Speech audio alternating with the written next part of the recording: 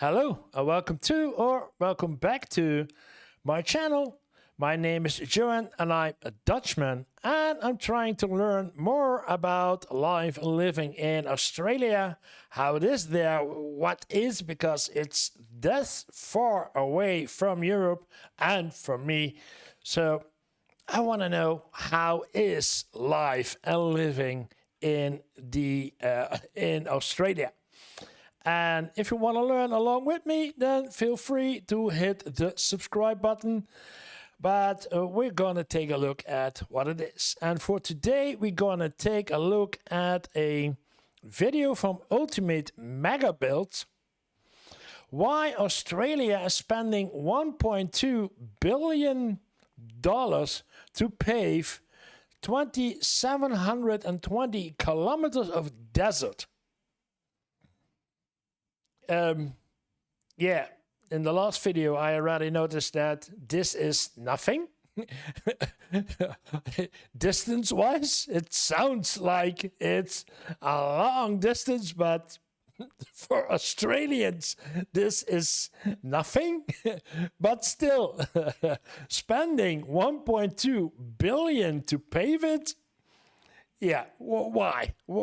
Why would they do this? Kilometers of this path are a death trap of red dust, where one rainstorm can trap you for weeks. This is the Outback Way, a $1.2 billion war against the desert.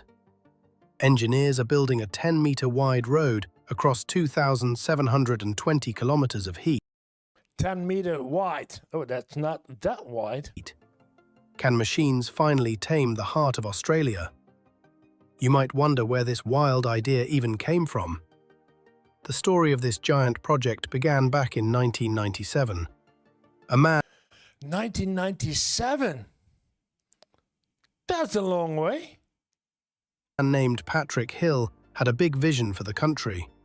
He wanted to connect the middle of Australia with one long sealed road. He visited every local council along the path to tell them his plan. By 1998, they formed the Outback Highway Development Council. For a long time, people just called this route Australia's longest shortcut. It was not really a highway yet. It was just a series of old dirt tracks that were very dangerous for drivers. For over 25 years, these local leaders worked hard to get the government to listen to them. So it goes from Wintown to Leverton. I see here from Cairns all the way to Leverton, or there's Perth. So this is not even close to 2720. So that's only what part of it? They even wrote a book about their struggle called Bull Dust to Bitumen. They wanted to show that a paved road would help everyone from tourists to farmers. By 2022, the funding finally reached a level where the dream could become a reality. Okay. The Australian government and the state governments have now promised over $1.2 billion to finish the job. As we move through 2026, the teams are working faster than ever to turn that red dust into a solid black road. But how do you actually build a highway in a place where the nearest town is hundreds of kilometers away? Yeah, and you have to transport it in, and the farther you get away from your starting point, the longer it takes. So, wow! Building a road in the desert is not like building a road in a big city. No. The heat in the outback is so strong that it can melt normal building materials. The engineers have to use very specific technical rules to make sure the road stays in one piece. The first big rule is the width of the road. Every part of the new road is 10 meters wide. This 10-meter wide road sits on a 10-meter wide formation. This means the flat area they clear is exactly the same width as the finished road. This is very important for safety because of the giant trucks that use this path. Have you ever seen a road train? These are massive trucks that can be over 50 meters long. They carry cattle, fuel, and heavy machines across the desert. These trucks need a lot of space to pass each other safely at high speeds. If the road were too narrow, the heavy tires would crush the edges of the pavement. Then the whole road would fall apart. To stop this from happening, the engineers focus on what is underneath the black surface. They use something called flexible pavement. In a city, roads are often made of stiff concrete. But in the outback, the ground moves when the temperature changes from hot to cold. A flexible road can move slightly without cracking into pieces. The base of this road is made of unbound granular materials. This is a mix of crushed rock and gravel that is packed down until it is extremely hard. Oh, that sounds almost the same as we do over here in Europe, because we don't use as basis for our roads a concrete base. So, yeah. But what happens when the ground beneath the road is too soft to hold a truck? This is a huge challenge because the desert has a lot of sand and fine clay. To fix this, engineers use a process called soil stabilization. They take binders like cement or lime and mix them directly into the dirt. This chemical reaction turns the soft soil into a hard foundation. In some areas, they use special plastics called geogrids. These look like a big net that they lay down before putting the rock on top. The geogrid spreads the weight of the trucks over a larger area so the road does not sink into the sand. Yeah, it's spreading the weight, makes it less heavy. Yeah, it's general physics. Do you know what the biggest enemy of a road is? It is actually water. When water gets under a road, it makes the ground soft and the road collapses. To fight this, engineers use special liquids called copolymer binders. These liquids act like a super glue for the soil particles. They fill the tiny holes between the dirt so water cannot get inside. By using these chemicals, the engineers create a waterproof barrier that keeps the road strong for many years. Once the base is hard and dry, the team puts on the final seal. This is the bitumen. In the desert, they use a specific type of bitumen that can handle heat above 50 degrees Celsius. Yeah, that was what I was wondering about, because if it's really hot, and you can see it over here, and I do a lot of cycling, then you see the tracks in the asphalt to where trucks have driven, or where even I have seen in Germany, where you have cycled, that there is a real thing that you can, the real track can see in. So how did they finish it? Because special bitumen? They spray the bitumen and then cover it with small stones to create a tough surface. But what about when the rain falls all at once? The desert is usually very dry, but when it rains, it creates giant walls of water called flash floods. The Outback Way crosses dozens of rivers and creeks that are dry most of the year. The engineers cannot build expensive bridges over every single one. Instead, they build concrete causeways. A causeway is a thick slab of reinforced concrete built right into the riverbed. During a flood, the water flows over the top of the road. Once the rain stops, the water flows away and the road is still there. In the Northern Territory, they are currently building major causeways at Bondi Creek and the Marshall River. For smaller amounts of water, they install culverts. These are large concrete pipes that run under the road to let water pass from one side to the other.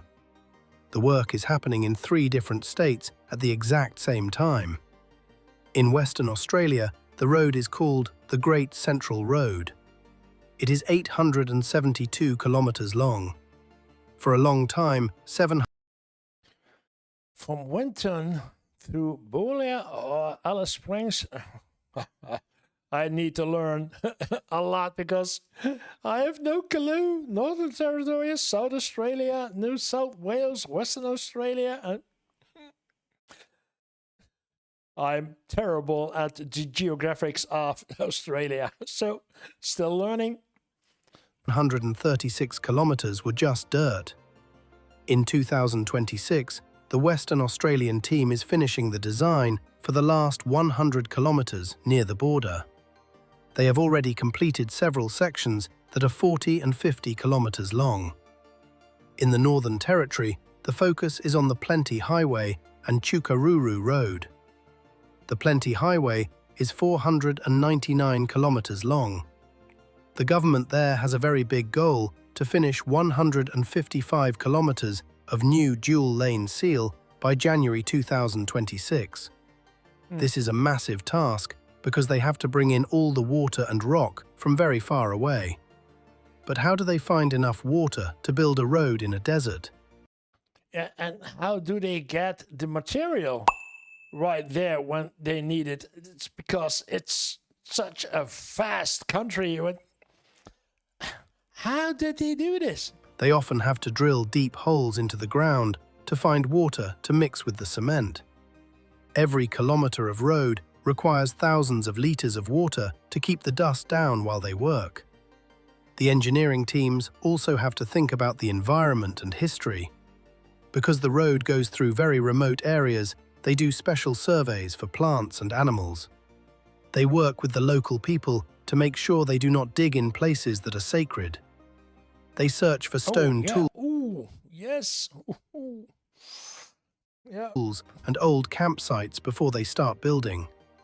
If they find something, they move the road or find a way to protect the site. They move the road. That's unheard of. It costs thousands of dollars. They even use archaeological surveys to find material remains of ancient hunting or camping grounds. Queensland has the shortest part of the road left to seal. They only have 51 kilometers of dirt remaining on their section as we look at the progress in early 2026. They are working on the Kennedy Development Road to make it safer for the giant trucks that carry cattle and minerals. So it should be finished by right now, something like? Because we are in half 2026 now at the point of this video. This road connects two of the biggest mining areas in the world. It saves mining companies millions of dollars by letting them move equipment directly across the country. It also helps the cattle industry move animals faster during dry times. For the people living in remote communities like Warburton and Warrakurna, the road means they can finally get fresh food and medicine all year round. In the past, they had to eat processed or frozen food when the dirt roads were closed by rain. Oh, yeah. So, it sounds like a lot, 1.2 billion, but in retrospect, all the benefits of the companies and the local villages, it's money well spent. This project is literally changing the health of thousands of people. The total cost for this project is shared by many different groups. The Australian federal government is paying $1 billion of the total cost. Western Australia is putting in $139 million. The Northern Territory is adding $50 million, and Queensland is contributing $17 million. Most of this money is being spent right now through the 2026 and 2027 budget years. The target date to have the whole road finished and sealed is 2030. Oh, 2030. Okay, so they are almost finished, but not finished enough. Even though the project has a lot of support, there is some criticism from people worried about the land. Some are concerned that the new road will bring too many tourists to areas that are not ready for them. There have also Tourist to areas, okay. been delays because of the time it takes to talk to all the different landowners and local groups. Some activists have even tried to use heritage laws to slow down the work. Despite these problems, the economic benefits are very clear for the future of the Outback. Yeah, it's the economy, yeah. Always, but that's why the government pays a lot of it, because it benefits the local economy. And I guess jobs there and people going out there in the Outback, and yeah. When the final kilometer is sealed in 2030, Australia will have a new lifeline that connects the East and the West like never before.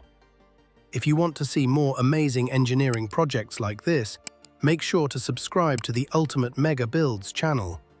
We would love to hear what you think in the comments. Remember to turn on notifications so you never miss a new video. Yeah, wow. Learning again, something new. Because the video that I did a couple of days ago was about a trucker that had a lot of troubles getting over these red desert roads. So it seems like this is a very good idea. And they're doing it, I guess, the same way as we're doing it over here in Europe, but better.